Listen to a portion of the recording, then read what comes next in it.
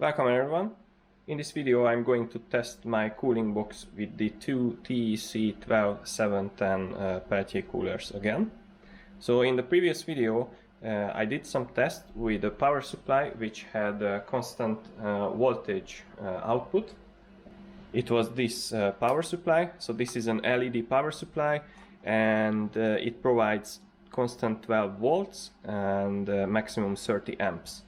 And as I had the two Peltier coolers connected to the outputs parallel, then they could take as much current as it was possible at 12 volts. So that meant that at 12 volts they were running roughly at 6.5 amperes, which seemed to be too high for this task, and I experienced that I got stuck at a certain level with the temperature inside the box. So now I will repeat the test, but now I have a power supply which I can change its output. So what I will do is that I have these cables here which go to the parallel connected Peltier coolers, and I will change the output of this to go somewhere between 11 and 12 amps. So that means that the current on the Peltier cooler, on the individual Peltier cooler, will be between 5.56 amperes. So that part, the Peltier coolers will be taken care of this side of the power supply, and then this part is just the 3 fans inside the box. And I don't change the configuration. I also put a picture right now on the video, and you can see how the thermometers and how the fans are arranged. Maybe I will crank down the output voltage to 9 volts instead of 12 volts, so the fans will not run that vigorously as they were running in the previous test. But I haven't changed anything else, and I don't want to change anything else. So that's how we go with this experiment. So here you can see the hot side temperature, and I have to notice that now the room temperature, as we have some rainy days, dropped down by 3 degrees, roughly 3-4 degrees. So that's one factor that we have to consider. I measure the hot side with this K-type thermocouple, but then I have this guy here which I can even put on the top of the box. This will measure our room temperature, and then there are 3 other thermometers, as you could see on the picture a few minutes ago, which are distributed inside the box. One thermometer is measuring the cold side heatsink directly, one is in the middle of the box, and one is in the other corner of the box. So they measure 3 different places. So I don't want to waste more time. So here we see 22.7 on the hot side. Inside the box, the heatsink shows 22, the middle shows 22.2, the corner shows 22.7, and this shows 23. So we are roughly 1 degree around 22-23 degrees Celsius. So everything is running. I just have to turn on the power supply, I turn on the fans, and then I crank up the power for the Peltier coolers, and then we run the test for half an hour and see where we go. So I start the logging, since this thermometer can save the data on a micro SD card. So now we are writing the data. Power supply is running, and first I start the fans. So 9 volt for the tiny fans on the cold side heatsink, and I already have the voltage fixed, so I just go up with the current, and now we are at 11.7 amps. I can also measure this.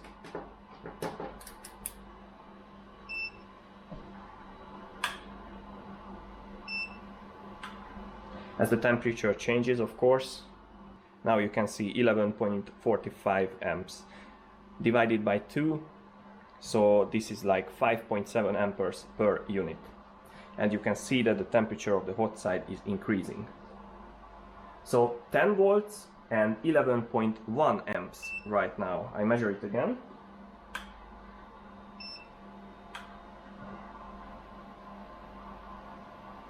So this is what is our settings now.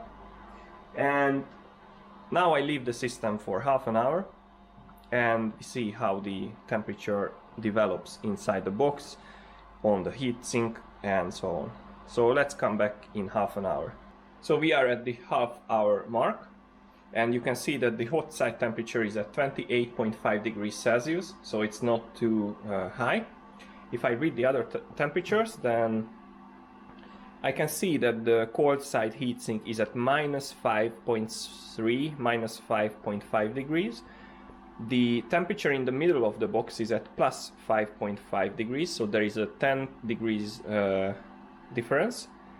Then in the corner we have 8.5, so there is a 13 degrees difference, and the room temperature is still 23 degrees on the top of the box here.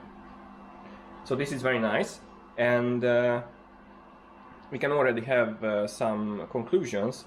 So one thing is that the cold side heatsink was able to reach minus 5.5 degrees Celsius. The reason behind that is that I reduced the fan voltage. That means that I reduced the airflow, so the heat transfer is also reduced. So now I go back to 12 volt, that is our first step to change the experiment. So now the fans are at 12 volts, and we should expect some temperature increase on the heat sinks. And basically that's all for now. So for the next half an hour, the only thing that is changed is that inside the box I changed the speed of the fans which are attached to the cold side heatsink. So instead of 9 volts, they are running at 12 volts now. So I leave the system like this for another half an hour, and we see how the temperatures are changing. And after that, we will see if we have to adjust the power supply. So let's check back in half an hour. So the experiment has been running for 1 hour. As you can see, the hot side temperature is 28.2 degrees, which is very nice. Up here, the room temperature is 23 degrees. And then the cold side heatsink is at minus 2.7, so still below freezing point. The temperature in the middle of the box is 4.8 degrees Celsius, and in the corner of the box it is 6.5 degrees Celsius. So we can see that we are approaching the desirable temperatures, but still we are not there yet. And we can see that the temperature of the cold side heatsink is 6 degrees or almost 7 degrees below the temperature that we want inside the chamber, which is 4 degrees Celsius. So that means that there is still heat to be removed from the system, and we can try to do something. What I try now, I will try to go up to 6 amperes per unit and run the system for half an hour again, and we see what happens. So I just simply take my current meter and increase the current here. So now it's 12.20, but that will change as the temperature of the thermoelectric coolers will change. As you can see, the hot side temperature is already going up, so that indicates that now we are heating the device more, and hopefully we are removing more heat as well. So what I can see now is that each device is consuming around 67 watts. So the total power which is going out from this connection is 133 watts, because the voltage is 11.1 volts and the current is exactly 12 amperes. So now we have to wait 30 other minutes, and we have to see what happens to the temperature. So we passed 1.5 hours. You can see that the hot side temperature is at 29.8 degrees Celsius. The room temperature is still 23 degrees Celsius. The cold side heatsink is at -3.2, so it is 0.5 degrees colder than previously, before I increased the current from 5.5 to 6 ampere per unit.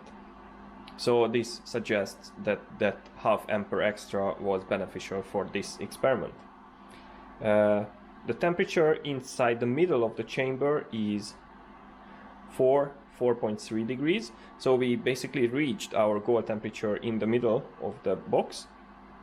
And in the corner, in the other corner, it is 5.8 degrees. That is a bit higher than expected, but we also have to notice that that thermometer is touching the wall of the box. So there might be some heat leakage or something like that. So we are not measuring the air temperature inside, but there is more addition from the wall of this box. But I think we can conclude this experiment. So to decrease the current, that was a good idea, and I think that the original experiment with this power supply went, let's say, wrong or not ideal,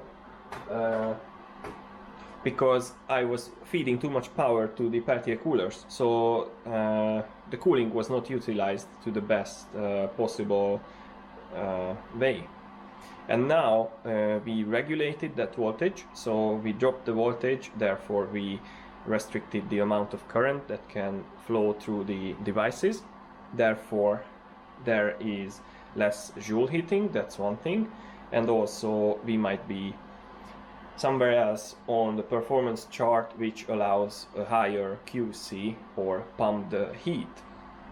And if I judge by the temperature, which is, as I said, -3.2 degrees Celsius on the cold side heatsink, then I can also say, or at least assume, that there is still power in this cooling system, which suggests that if I would replace that heatsink with a more powerful heatsink, and by powerful I mean larger surface area, then I could cool the inside of the box even better.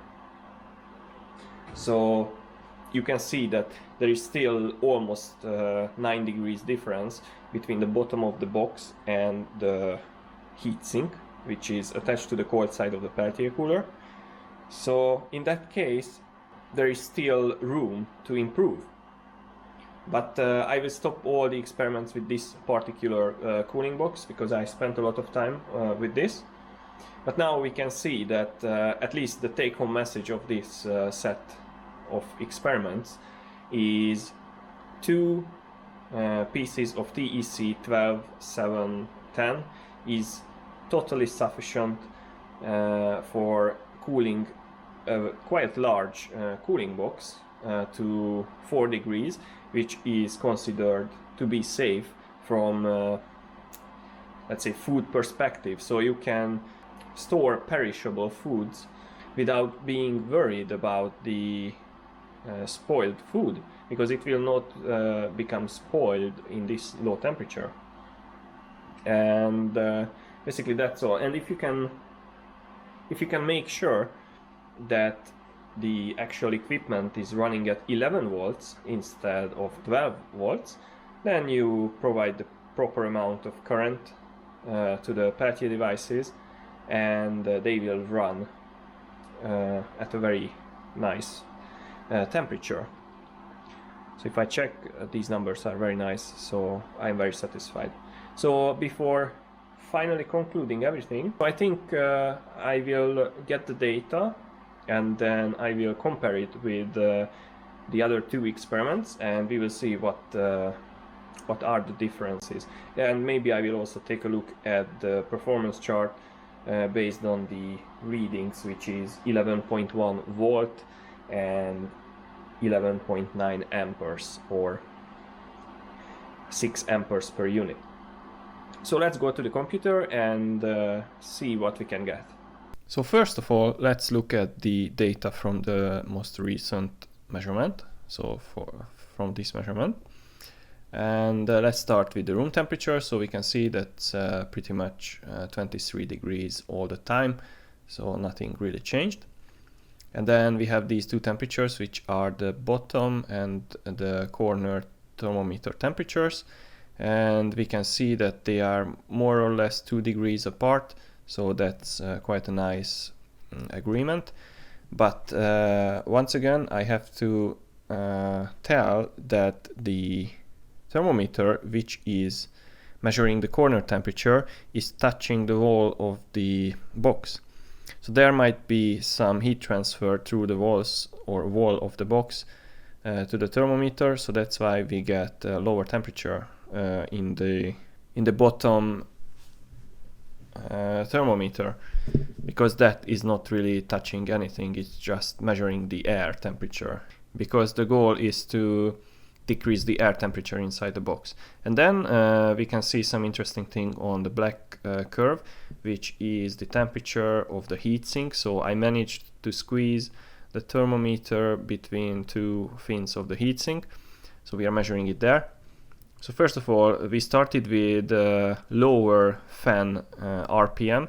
So the fans were running at 9 volts only instead of 12 volts. And that caused the heatsink temperature go down almost to -6 degrees, because then the airflow was weaker, which also meant that the heat transfer between the air in the cooling box and the cold side heatsink was lower. And then after the half an hour mark, I increased the voltage of these fans to their maximum voltage, 12 volts. And then you can see that the temperature slowly goes up, but it stops around -2 degrees, and then it further decreases down to -3 degrees, almost -4 degrees. So this means that there is still energy to extract from the system, in a sense that these two temperatures could go lower, because there is a huge gap in between the cold side heatsink temperature and the air temperature inside the box.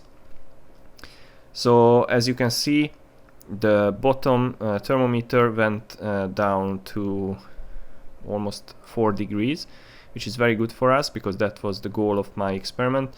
And I believe that the corner temperature would be also 4 if it would not touch the wall of the corner or the wall of the box.